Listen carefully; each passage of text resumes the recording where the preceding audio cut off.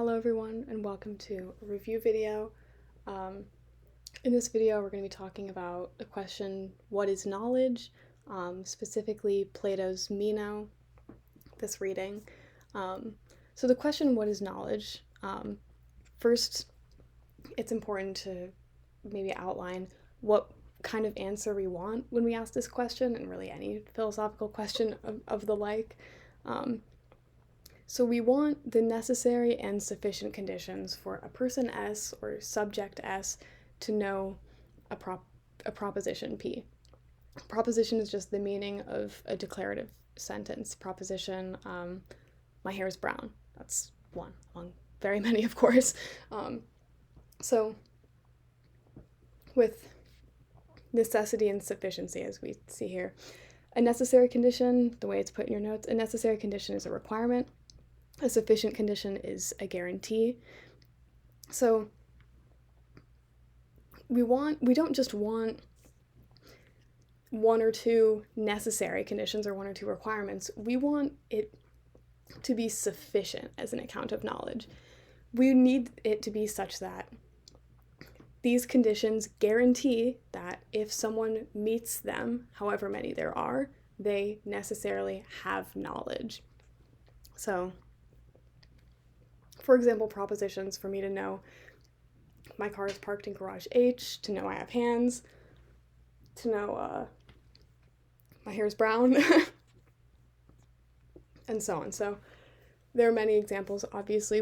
So what are the conditions that I would need to meet for me to know my car is parked in garage H? And what are the conditions I would need to meet or would need to be met for me to know that I have hands, etc.? So what are the conditions for knowledge? So this kind of begins with a common place that a lot of philosophers will agree on. And these first two, at the very least, are pretty intuitive.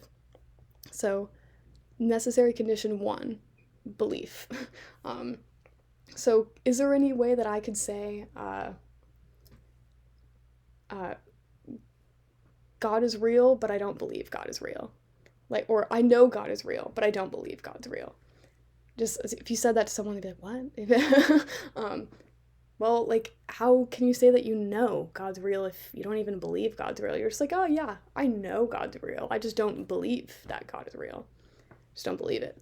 That doesn't really seem to make any sense.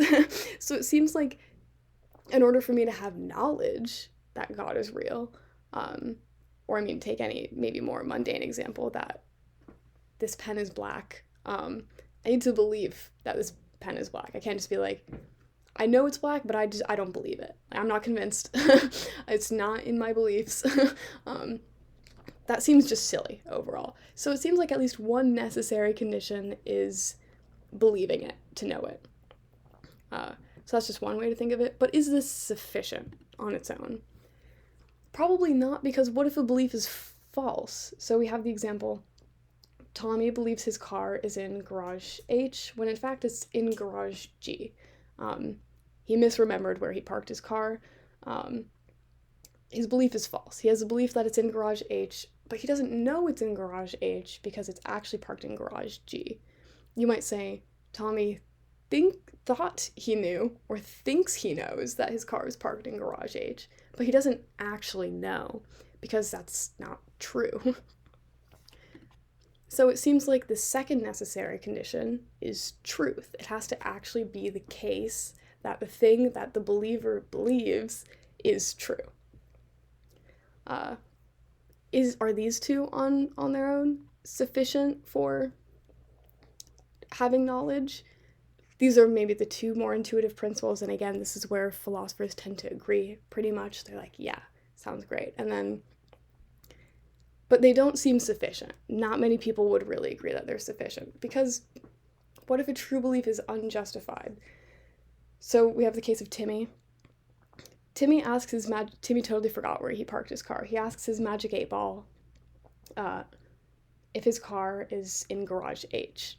And magic 8-ball says, it is, I am certain of it, or whatever magic 8-balls say. Yes, it is certain that your car is in garage H. Timmy goes to garage H. sees his car there. He's like, I knew it. Did Timmy know?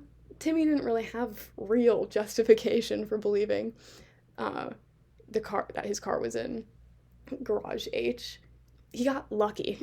He didn't really have justification or any good justification.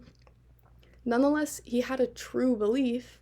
So that case alone is enough to say that true belief is not sufficient for knowledge. True belief might be accidentally true, but that's not enough on its own. There's some other condition. And this is maybe where philosophers start to dispute what this final condition is. But what we talk about is Plato's example. So yeah, we have what ends up being kind of the most uncontroversial way of saying it, which is justification. Necessary condition 3, the true belief is not only a true belief, but it's a justified true belief. And Plato describes this justification criteria slightly differently. He calls it a tie-down. Before we explain that more, he presents the example of the road to Larissa. Larissa is, I guess, a place in Greece. So say you have a tour guide or you have the option for 2 tour guides. One has a map of the way to Larissa, and they can follow it. They're pretty good at following maps, maybe. They have a true belief that the road to Larissa is this way. That they have true belief on how to get to Larissa. But do they really know how to get to Larissa? Well, say your other tour guide does. The other tour guide has been to and from Larissa many, many times, can make the journey with just their mind without looking at a map at all, knows the shortcuts to take maybe, knows what to do if one route is flooded out and you have to take another route. You're going to choose that tour guide. And Meno, I guess, in this dialogue brings up an interesting point, which is like, well, if mere correct opinion or mere true belief actually is correct and is true, then why does it matter? Like, why does it matter the difference from knowledge and true belief if true belief is true? I mean, it's going to get you to Larissa. It's true. He has a true belief of the way to Larissa. It's going to get you there. So what does it matter, really? And whether it's knowledge or not. So nonetheless, the road to Larissa can tell us that we, even if we can't really articulate why at first, we do prize knowledge more than mere true belief or more than mere correct opinion. And Socrates is like, well, why do we, or Socrates attempts to explain why we value knowledge more than mere correct opinion or true belief. And to do that, he gives this odd example, the statues of Daedalus. I'm not sure if that's even a correct pronunciation. But so why do we value knowledge more than correct opinion? If it doesn't make a difference, correct opinion is correct nonetheless. Well, so this is your statue.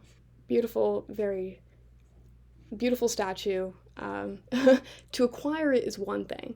To have this statue is one thing. It's still a statue, still great. But it's not worth as much if it runs away. So in the myth, the statues kind of move around when you're not looking, I guess. When you turn your back, it's in a different room. When you leave for the day, maybe it's in your neighbor's home when you get home. Maybe you just don't even know where it went. It's just gone. So to acquire a statue, it's not worth as much if it just runs away as soon as you're not really tending to it. But if it's tied down, you tie your statue down. If it's a tied down statue, then it's actually very valuable.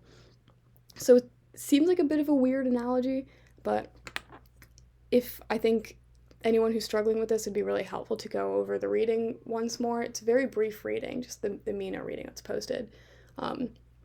very short, and it can help maybe jog your memory as to like why Socrates brings this up. So he says something along the lines of, true belief is all fine and well, but it won't remain unless it's tied down by giving an account of the reason why. So to maybe true belief is, I mean, if you just think of it metaphorically, you have this like true belief, maybe it's floating somewhere, but you don't have any connection to anchor it down to a reason why you would believe it at all. And maybe that's fine because it's true, but there's something very different between like being able to solidify that, tie it down, know your statues in the same place. So I guess in a way you can think of like this rope as like a justification. That's tying a true belief down to something more stable. So, and that this rope is, I guess, a metaphor for giving an account of a reason why. So that's kind of how Socrates might, or Plato through Socrates might describe it. So again, this is an analogy and it's kind of metaphorical and maybe weird, but go back in the reading and just like read through what they say one more time and it makes a bit more sense if you're kind of already forgetting. But really just think of it like that. You want to tie down your statues. So the resulting analysis of knowledge, this, Plato might express it as true belief plus a tie down. But this is where many contemporary philosophers to this day get the JTB theory. JTB just stands for justified true belief. So the necessary and sufficient conditions for knowledge, according to this theory, are S knows that P if and only if S believes that P, S's belief that P is true, and S's belief that P is justified. So this is just kind of, and again, tie down kind of loosely relates to just what we call justification broadly. There are plenty of questions remaining, particularly with the justification part. Like, how much justification do you need? That's a great question, and that's what a lot of contemporary epistemology scholarship might be concerned with, among many other questions that come from this. It seems here, and again, there's scholarship as to whether or not these even are sufficient. You don't need to worry about that. For our cases, it kind of seems like face value. This is an account of the necessary and sufficient conditions for knowledge of a proposition. So again, this is just the JTB theory, and you can think of what Plato says as maybe like a really early version that gives something pretty close to what a lot of philosophers believe today. So hopefully this helped, and thank you for watching.